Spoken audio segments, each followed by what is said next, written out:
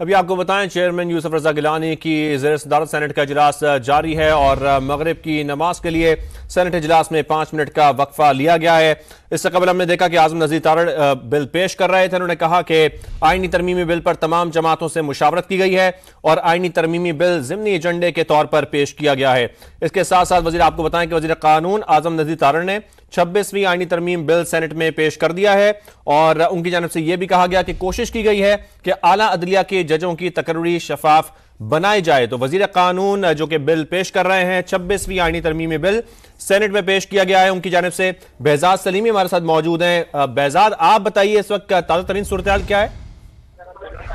जी, इस वक्त सेनेट के इजलास में नमाज मगरब के लिए वक्फा किया गया है और इससे पहले जो है वफाकी वज़ीर कानून आजम नज़ीर तारड़ ने 26वें आईनी तरमीमी बिल जो है वो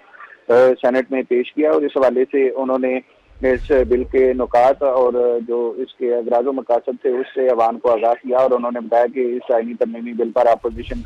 समेत तमाम जमातों से मुशावरत की गई है और JUI से मुशावरत के बाद एक मुत्तफ़िका जो मसवदा है उसको तैयार किया गया और उन्होंने इस हवाले से तफसीलन जो है अवाम को बताया कि इस बिल में उन्होंने कहा कि कोशिश की गई है कि आला अदालतों में जजों के तकर्रुर के अमल को शफाफ बनाया जाए, क्योंकि 19वीं आईनी तरमीम की मंजूरी से जजों के तकर्रुर के जो अमल है उसका तवाज़न अदलिया के हक में चला गया था। उन्होंने बताया कि चीफ जस्टिस ऑफ पाकिस्तान की मुद्दत जो है 3 साल होगी और चीफ जस्टिस के तकर्रुर के लिए 12 रुकनी खसूसी पार्लिमानी कमेटी बनेगी। चीफ जस्टिस का तकर्रुर खसूसी पार्लिमानी कमेटी की सिफारिश पर किया जाएगा। पार्लिमानी कमेटी सुप्रीम कोर्ट के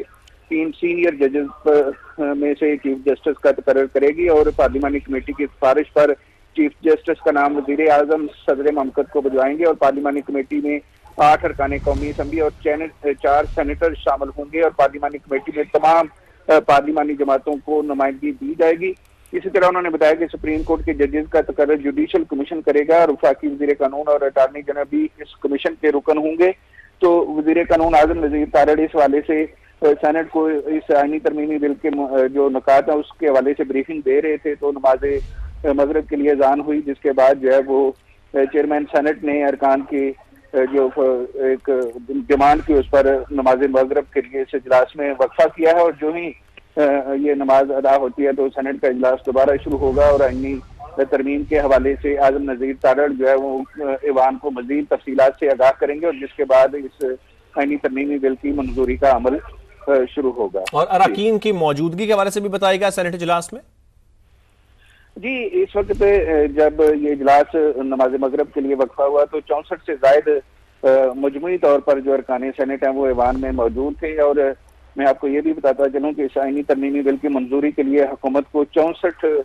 वोट ही दरकार होंगे और हुकूमत के पास जो है वो JUI की हमायत के बाद जो है वो फिर भी जो है उनको एक मजीद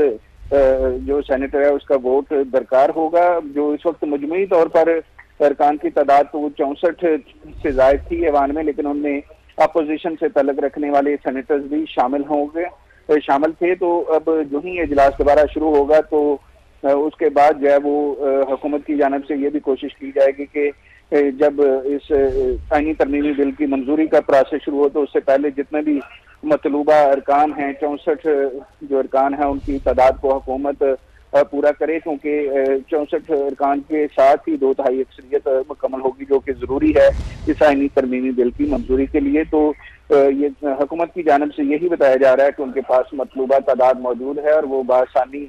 सेनेट से इस आईनी तरमीमी बिल को मंजूर करा लेंगे। जी, और अगर हम इस पर भी बात करें बेहजाद, इस वक्त पार्लियामेंट हाउस में मेहमानों के दाखिले पर भी पाबंदी आयद की गई है, सिक्योरिटी के भी सख्त इंतजाम किए गए हैं और साथ में जो प्रेस गैलरी है इस हवाले से भी जरा बताइएगा।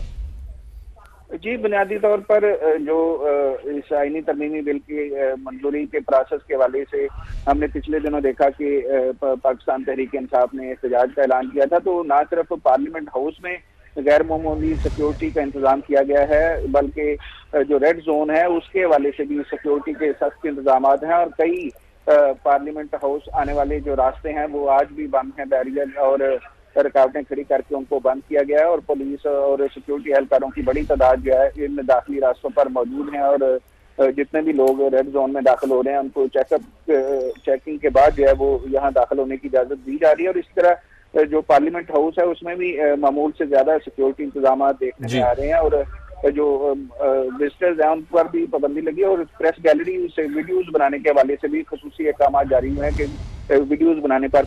पाबंदी होगी और इस पर सख्ती से अमल दरामद को यकीनी बनाया जाएगा। ठीक है, बेहजाद सलीमी तफसीलन हमें सेनेट के इजलास के हवाले से बता रहे थे। बेहजाद, आपका शुक्रिया। पाकिस्तानी